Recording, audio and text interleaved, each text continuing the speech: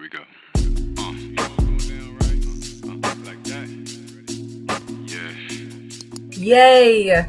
Awesome. So I get to jump in because the moderator is having some technical difficulties. So Craig may pop in here in a second, but I just feel just as lucky because I get to be with Shazi, Deb, and Bryan. Thank you so much for being here. We're going to be jumping into again the critical team that surrounds an artist, and all the different trends and particularly as the sort of raison d'etre of our time today is all the career pathways on this topic. Right. So we are joined by top leaders in the industry, and would love for you guys to you guys can do your own introductions. We'll start with Deb. Your role, who you are, and your role within the industry. Sure thing. Thanks, Nurit. Nice to see everybody here today. I'm an artist manager. I've been in the business for over 30 years, doing everything from record labels to radio to record stores, and ending up as an artist manager. And my current clients are Melissa Etheridge, Cypress Hill, Plain White Tees, and two developing artists, Cole Gallagher and Ashlyn Malia. Cool. Awesome. Bryan. So I've been in the business for a long time as well. And Deb, we have probably an interesting connection. When I first started in the business, when I was in college, a couple of buddies and we started a concert promotion business. And the very first concert we did was with Cypress Hill.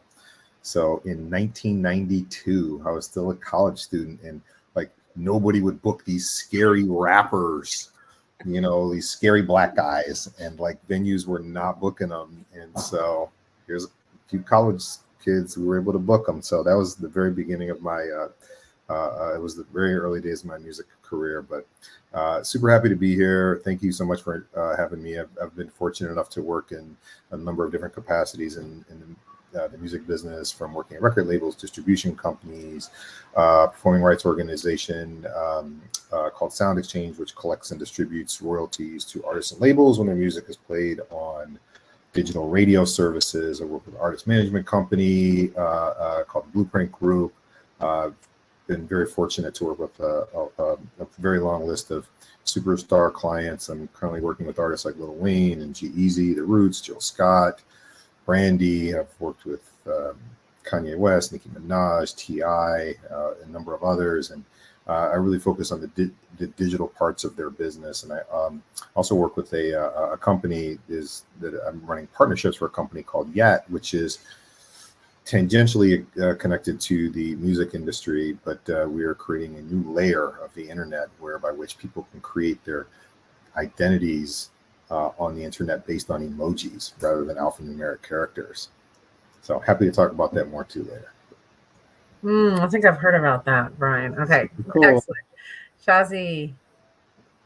Hello, I'm Shazila Mohammed. I work in music PR at a company called Grandstand Media, and I've been doing music PR for 23 years now, so it's been a long run, and have kind of stayed singularly in the music PR lane, but that lane has changed completely year by year. I always joke my very first internship in music PR was a year before Napster happened, so it literally it's changed every year, and had to keep us on our toes as music publicists. I was to complete the Cypress Hill circle. Some of my clients, I work with Public Enemy, who just had Cypress Hill, very good friends, and had Cypress Hill on their last album. But my roster is pretty eclectic. I've worked with artists like Thundercat to Raphael Sadiq, and now I've got some like new young rising artists. Just had one, Charlotte Adigéry, who was in the New York Times last week, was very excited for her first single in a long time, in a minute, for an EP that hasn't been announced yet. So that was really exciting. So yeah, the PR game is a wild, wild world, and it's been exciting every year that I've been in it. That's so cool. I want us to stick with you a little bit. I want to get granular. We're gonna get granular with all of you guys on what your day to day is. What do you do really? What is your particular role, and the strings that you pull and the things that you do on a day to day for an artist?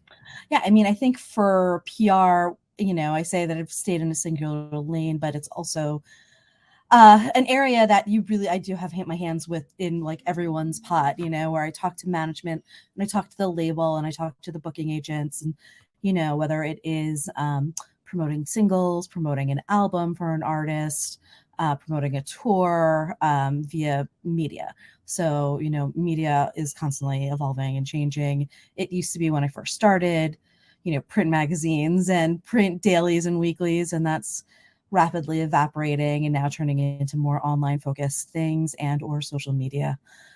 So it is helping an artist create their story and figure out what it is that story, like help them hone in the story they want to be telling. Because there's so many times where, they're so focused on the music and they don't even think that they have a story really. And you sit and talk to them for like 10, 15 minutes. And then all of a sudden things start coming out, and you're able to like build that out. And as time goes on, working with an artist and having that comfort level where you're able to just say, hey, let's not talk about that. Or, hey, I heard you like in this one interview tell this story, but I think that story could be great to build on for future reference for media. It is really just kind of digging in there and yeah, like I said, getting to work with everybody on all levels of the team.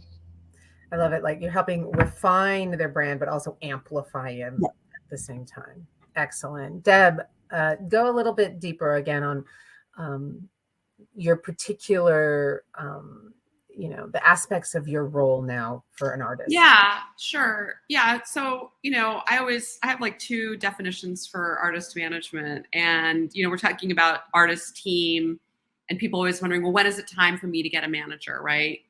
And I always say, well, when you're doing so much that you don't have time to make the music, right? Because obviously it's going to start with music, and you're not going to be able to find an artist manager until, there's things are happening in income, because there's a million artists out there and there's a million songs, right?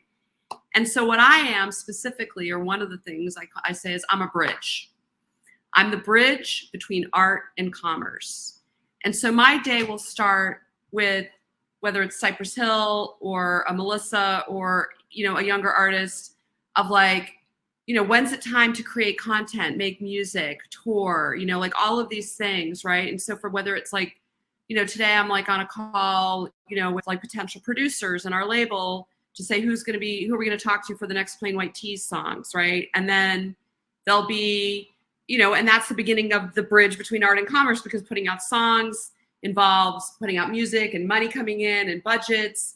And then you get this idea out into the world as a physical or a stream or, a tangible thing. And when it comes to intellectual property, right? So that's where management kind of starts. And it touches on every area, like Shazila, says, like, I'm also, not only am I a bridge, I'm an octopus.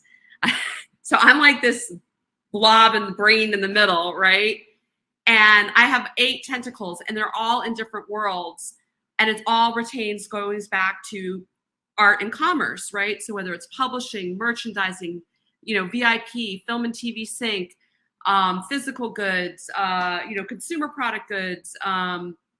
Obviously touring is the biggest one, but that's changed. So now we have live streaming. So, I'm literally all day long figuring out as this octopus and all these different arms and paying attention. Like today will be my merch day, and I'll really drill down on all the merch stuff. And, there'll be a flurry of emails to every single one of my merch companies. And then, and I'll be very focused on these areas as the artist manager. So because I'm touching many things, I was like, I'm a bridge and I'm an octopus. Oh no, I'm an artist manager. And I hope that it seems to make sense to me. And, it's a very active kind of job in the industry, because you touch so many different areas, and, it's fast paced, and you also have to be able to balance a macro and a micro at all times, because you're going to have these big goals and long-term goals and plans, and that you're going to be working towards with the team, with the publicist, with the branding people, as I'm plotting out, like, I'm also plotting, right? Years ahead, especially with a band like Cypress Hill, where we have so many anniversaries and a documentary and the graphic novel and new music and socks and coffee and, figurines and NFTs and all of the things where we're going to be, we're again creating this art and then putting it out as the bridge into commerce, and while allowing them to be creative and financially successful, and so it involves a lot of communication, which is my favorite part of the job. I went to Emerson College, woot woot, and I majored in communication and sociology because we didn't have a music industry major back then. And, and then I went to law school and focused on contracts and intellectual property and kind of made my own little school for music industry before there was one, and was able to take the ideal of making the world a better place with music and helping artists and make a living, so it's a very gratifying, wonderful, crazy, beautiful job that, along with that, then the micro comes in and you're just dealing with all the craziness day to day. So it's like being able to balance back and forth again between the macro and the micro is also something you have to be able to do to switch gears and not be derailed. So does that kind of... Could you just do a little bit, just a little bit? Just I mean, like like the pandemic was crazy for us because I had 4 world tours that got canceled, and we pivoted, and especially with Melissa Etheridge, very quickly into a live stream business that turned out pretty successful, and 6-figure income when nobody was, doing anything. So, that's also the fun part of being a manager and a leader, is being able to, and it is a leadership position, I think, within the organization, is to be able to be quick and novel and accept change and function within the world of change. Because again, I think, as Shaz said, things have changed so dramatically since we all started our careers here. And I think the leaders and the survivors are the ones that can adapt novelly and singularly to this change that is always happening within our world. Excellent, Deb. Craig, hey. I will cue Bryan as the last in this round of questions, and then I'll let you take it away. But we were just leaning into granularly what Bryan does in his role for artists. If you can dive into that, and then awesome. Thank you guys so much. Thank you for your patience. Oh, good. Glad you made it, man. Glad you were able to get the technical difficulties worked out. So there's a couple of things, like, on the music business side of where I really focus. And, one is with respect to overseeing the digital strategy for a number of artists. And I'm fortunate to have like big clients who I referenced early on. And, doing digital strategy has become a really important part of the business, and having some expertise there can be a real asset to my clients. And you think about it from this perspective. It's like there is a digital component to everything that the artist does, and that's where I am involved. And it can be planning the marketing around a tour and VIP packages or fan clubs, when an album is coming out, planning and working with the DSPs or the digital service providers like Spotify, Apple, YouTube, Pandora, SoundCloud, Audio Mac, all the services, and working with them, Amazon and so forth.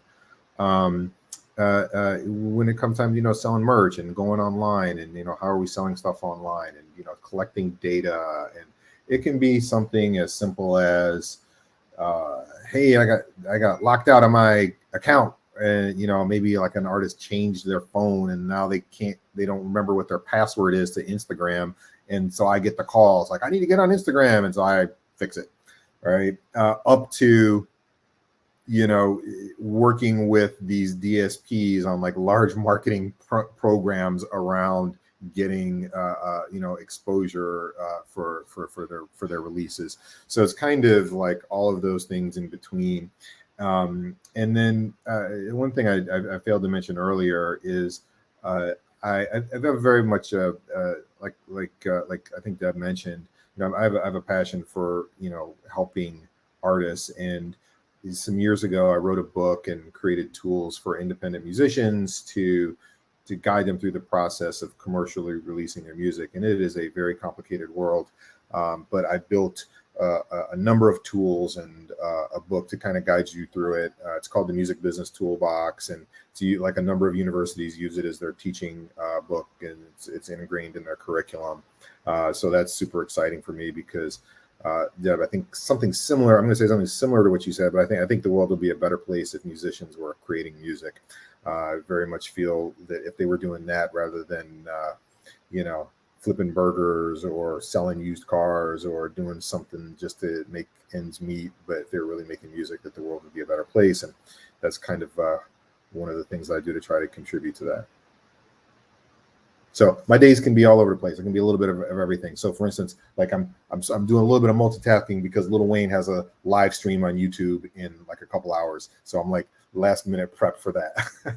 All right, cool. So let's kind of like keep the order that we did when I was lost or ghost a minute ago. And if you guys can tell us what's the difference between a manager and an agent? What's the clear distinction between the two? Want to start with Shazila? Yeah. Manager, like I think how Deb was saying before, manager is the one that kind of makes sure that all the parts are moving. Where the agent, as far from my end, it is like booking the shows.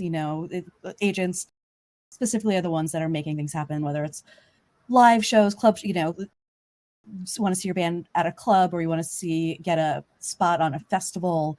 Your agent's going to be the one that does that for you. Your manager's the one that's going to probably say yay or nay to that, and then yay or nay to the publicist and everything else that happens. So I'd say like manager, and then everybody else, like Deb said, the octopus has like all the hands at work. So Deborah, I'll elaborate on that question, I guess, for the audience. Can you distinguish the difference between, for the audience, I think we may know this, but there's an agent, which is a talent sure. agent, and then there's a booking agent, right? Well, the booking agent is the agent. Absolutely. Okay, fair. Yeah, they're like a booking agent. So there's many, let's talk about talent agencies. Okay, so there's booking agents. We've heard of CAA, WME, Madison House. Big and small, I could list through all the agencies. I don't think I need to do that. And the agents are the ones, they're 10%ers, okay? They go out and they book gigs, they book speaking engagements, they'll book acting jobs, they'll do private engagements, they'll even get brand sponsorships. They're even starting to get into like the podcast world. They take 10%, right? They're licensed in the state of California. Yeah. Managers are actually not able to book or find employment in the state of California for their clients. So I can't go out there and be an agent and a manager. They're very separate hats. And that's the California law. It's a little different in other states, but I'm in California. So that's the law that I follow. So as a manager, like really all I'm allowed to do, and this is kind of funny, is like give advice. And then they take it if they're smart, right? I mean, that's like the most basic, dumbed down thing of like, what does a manager do? I mean, we do everything. We plan. I tell the agent, hey, I want to go out next August. I want you to call Ice Cube, Korn, Slightly Stupid, and these guys, see who's available. I want to go in this size venue. I want to do this ticket price. We'll go back and forth. The agent will say, based on we'll get into it. We'll get into numbers. We'll say, how much production are we going to have? And then the agent goes out and gets all the offers in, right? So this promoter will pay $1,000. This promoter will pay $3,000. But it's like, we'll go through all the offers, or he'll just go and sell the tour to Live Nation. There's all different ways of agenting, from, small club to big arena. And they have all different types of agents that handle all those different types of venues. And there's many ways that agencies work. And we can go into that, but that's specifically what a booking agent does. The manager is like, again, I think what I described earlier, maybe before you joined, but that's really the difference, especially in the state of California. Thank you. So, and then you can ask me about the difference between tour managers and managers later, because that's a whole other thing the audience. Yep. Okay, so considering all the technology and the access that many independent or just artists across the board have today, do young artists actually need a team? And at what point of their development is it necessary? What things should they consider in deciding whether it's time for wider support in what they're doing? Yeah, I'm happy to jump in on this one. I think that the answer to that is absolutely yes. The question about when you bring people in is really the I think the fundamental question here. And look, if you are, so one of the things, and I outlined this in the book, and actually my lecture today at Kennesaw was about this. There are 10 key business relationships in every artist's life, whether you are playing a coffee shops or you're headlining an arena tour or a stadium tour. And you bring in different people at different stages of your career based on what your needs are at the time. And something to keep in mind is that until you have these people on board, you are responsible for doing their job, right? You as the artist are doing it to start. So just quickly, I'll run through the 10. The 10 are. One is your co-creators, the other members of the band. Like, you are business partners with those people. Your manager, your lawyer, your agent, your distributor. So that's the entity company that is getting your music out and putting it up on all the streaming services. Your record label, who may or may not be the same company as your distributor, or maybe the label uses another distributor, and they are the ones that are generally signing, helping develop you and do the release marketing. Your publicist, your digital marketing person, your publisher, and your business manager. And your business manager is is sort of like the CFO of your business. That is the person who handles, accounts payable and accounts receivable and does your taxes and that kind of thing. So those are the 10 key business relationships, no matter what size artist you are.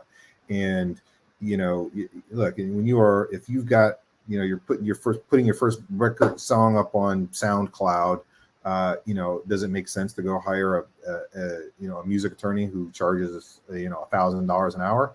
It does not make sense to do that.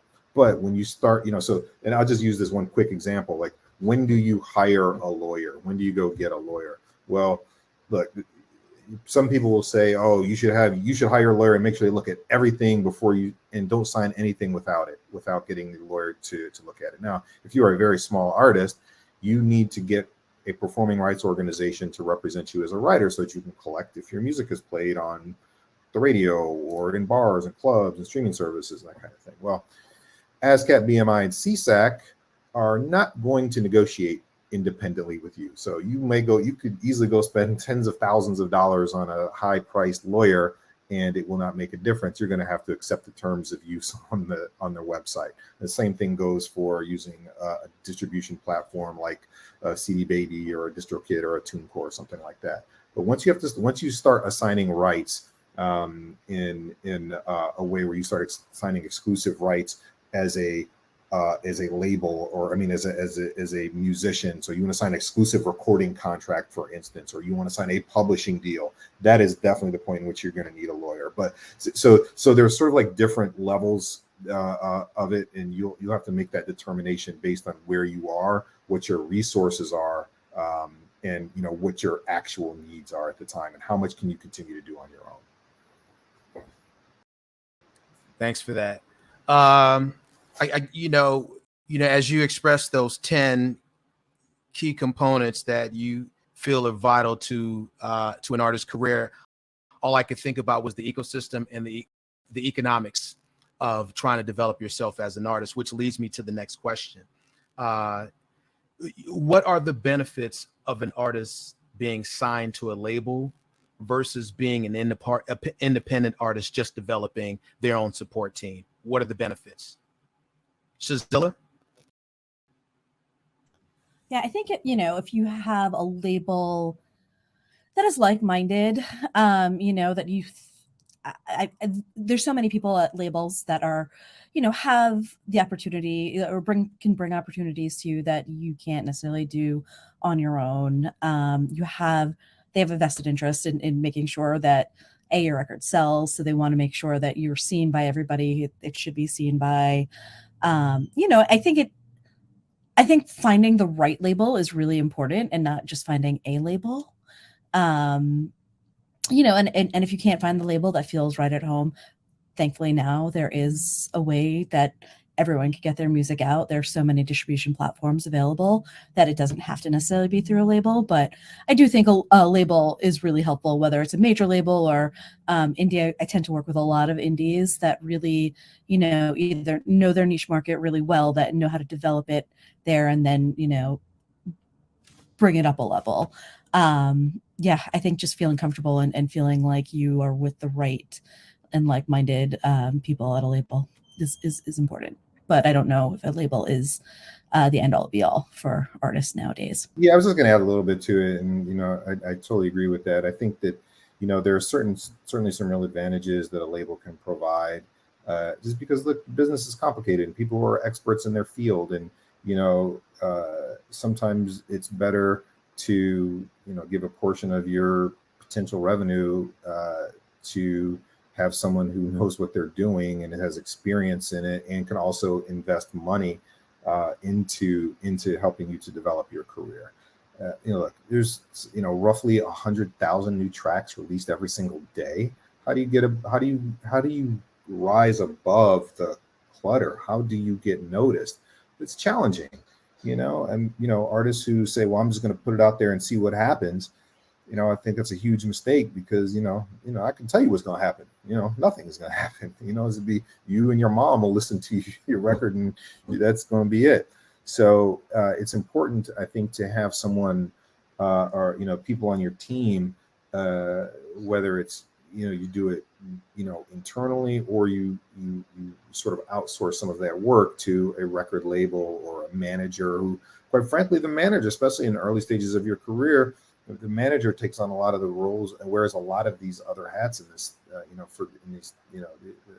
the 10 positions that I've identified. So, at all stages of your career, quite frankly.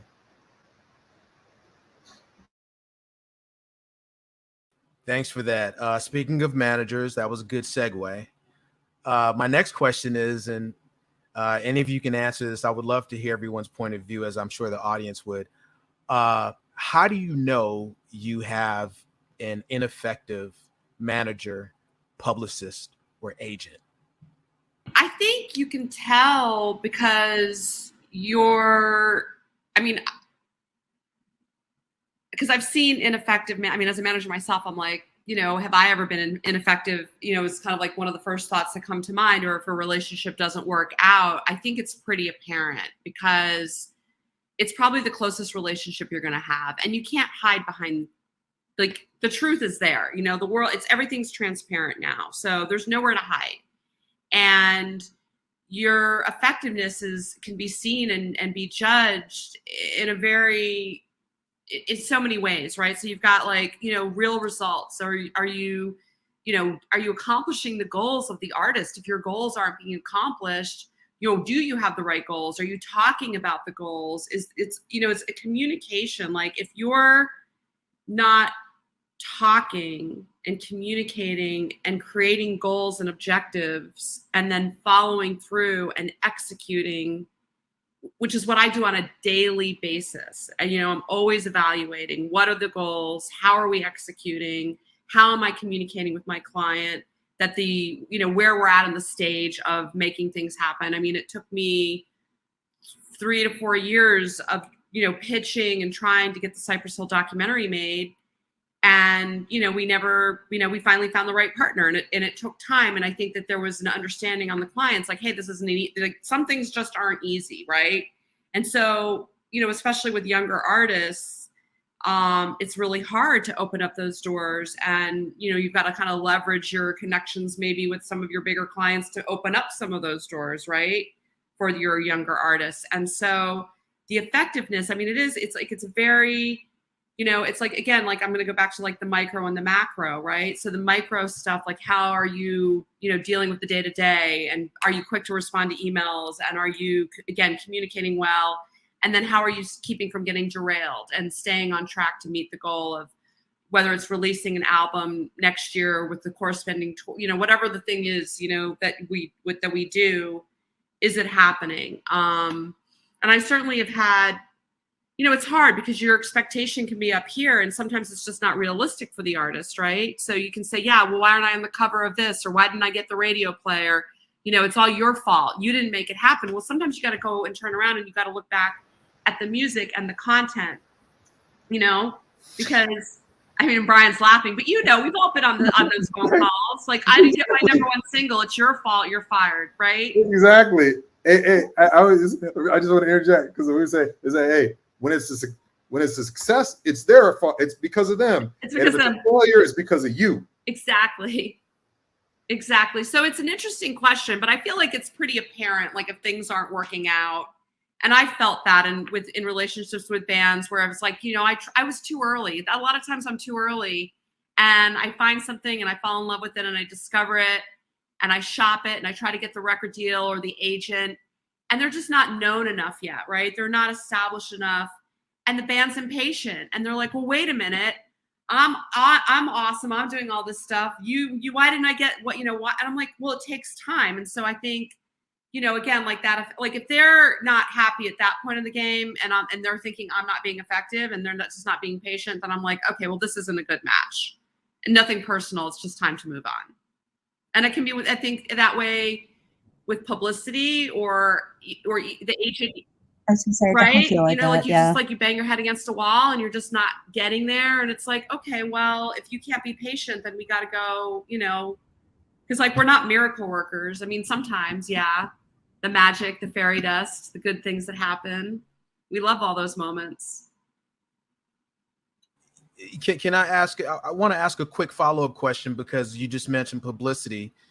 Would you agree that there is a immediate barometer when you are hiring a publicist who you're paying on a monthly basis, as opposed to a manager who's investing their time and they're being paid on a commission basis, right? So if you're an artist and you're working with the manager who's going out and pitching you every and anywhere, but you're also paying for a publicist who's not delivering within a 3 to 6 month period, would you say that there's a difference for the artist that is totally green and really trying to learn this space? I think on the PR end, there is definitely a difference. And, like for me, particularly like when I take on a new client, I really, kind of dive in and want to make sure that I know that there is a story to tell and how, what those goals are. And then there are times where, like Deb was saying with management clients, where, I've tried and tried, but things aren't happening. And sometimes I have to walk away or they have to walk away. And it just, doesn't work all the time, like I can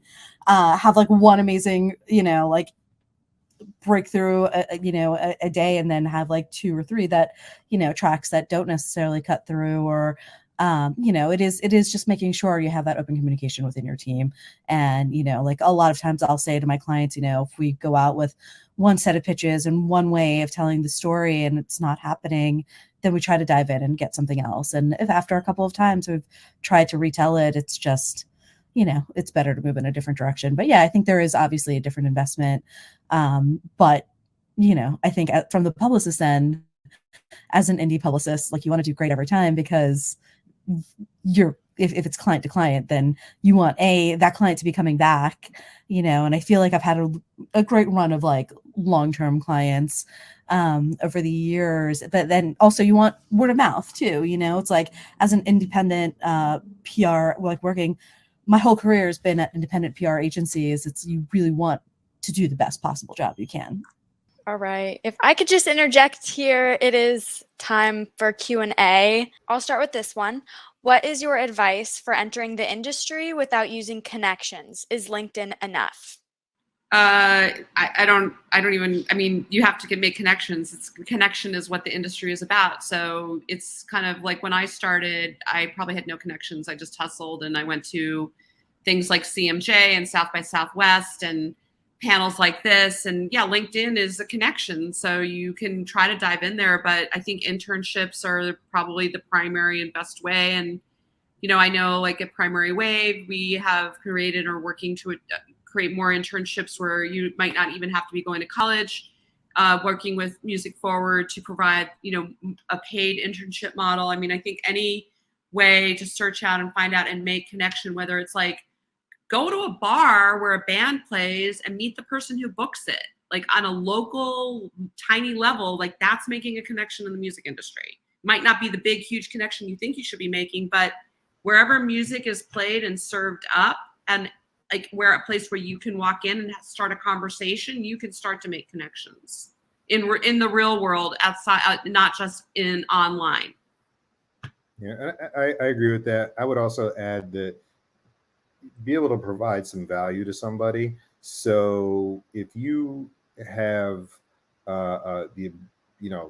you're good at whatever, Snapchat or TikTok or whatever, for a developing artist, especially if you can help them improve what they're doing on that channel, or help, you can carry gear, you can tune their guitars, whatever the hell it is. If you can provide some value to just get in and be around it, that's super helpful. And the other thing is just do it. I mean, like the best way to learn is, I mean, obviously, look, there's books and resources and websites and tons of stuff that we didn't have years ago. You guys have access to now.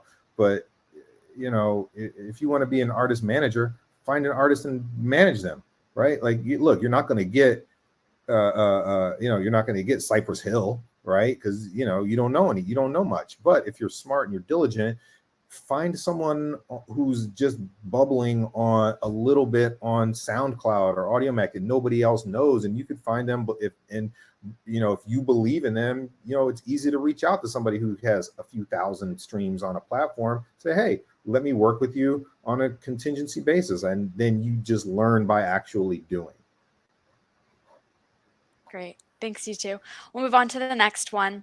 Have any of you, this one is anonymous as well, have any of you considered the pathway of being an artist? If so, how did you know which path was right? I recently graduated and am torn between pursuing the artist path or the business pathway, A&R.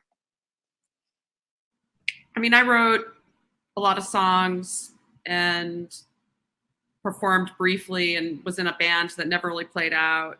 And I think I knew pretty quickly, as much as my passion for music was so deep and so rooted from such a young age, but I felt like even the music I was making personally, like the intention behind it is to help heal the world, right? Like it's all about, again, it's like, I don't know, it's like my spiritual thing, whatever that is, like that's where that was like really where it was coming from.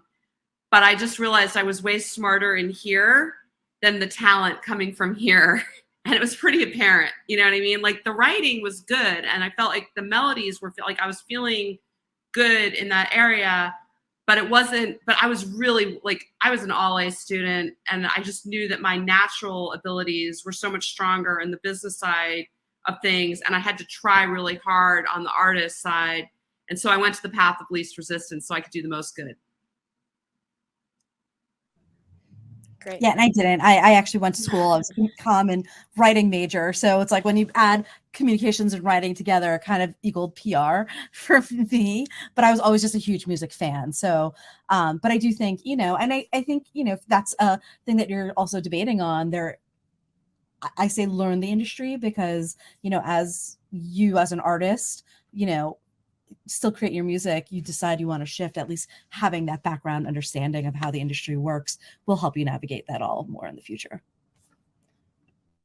Cool. Thanks, you two. We'll move on to see if we have time for one more. It seems that the only way to break through is through an assistant position. Do you find that there are any other entry-level jobs for PR, marketing, etc.? I actually never had an assistant. I started as an intern, and at the end of my first internship, they said, if you don't drop out of college, anybody, but if you drop out of school or when you graduate, come back and we'll give you a job. And they did. So I felt like it was, and when I started, like they initially wanted to hire me as an assistant, and I really wanted to be a publicist, and somehow it worked. It worked out that I jumped in as a tour publicist from day one. So I think there is a path. I think getting those internships really are important, and there's so many internships out there. If you want to know, or if you're not sure, like I interned in radio, and that quickly helped me learn that I did not want to work in radio, So I lied when I said a singular PR path. Everything else led me back to PR though. So yeah, I think interning, making sure you really understand what the different positions are, and what each person does, and then really, advocating for yourself and seeing, like what's best. And at Grandstand, we start everybody as an associate publicist, so there's never necessarily an assistant position too. So, it varies, but I think it's really smart to take some time and really learn the behind the scenes before you really go after that position that you want. I would just say You know be what, I'd like to- entrepreneurial. You don't have to be an assistant. You just start your own thing. Agreed. Yeah, I and was never I'd like to interested. elaborate on that. I started out as an assistant, and I would advise that an assistant route is not the only route. But if you're going to be an assistant, you should choose to be an assistant with intentions and be very clear about that when you come in the door.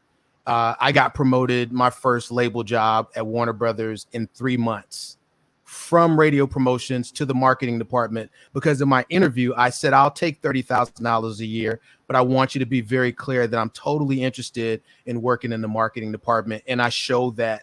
And I think that I've seen that work for people over and over again. Be intentional about being an assistant if you're going to choose that path. Great. Bryan, did you have anything to add to Yeah, that? I was never an assistant. I don't think you need to be, and there's nothing, wrong with that at all. I do know a lot of people who have gone on to, and people who are CEOs were assistants and interns. So I don't think there's anything wrong with it, but it is certainly not the only path. And I think that if you talk with executives, you'll realize that everybody's path is different. Like there is not, oh, you have to do it this way. It just doesn't even exist. I really go back to, like, you got to provide value. You just do it, and you learn along the way. And it's easier to make mistakes on a developing artist who you believe in when you're young. And you can take those things and apply them. There's a young guy who started out for me when I was at Sound Exchange. He was a college student at Howard University, and he works with me to this day.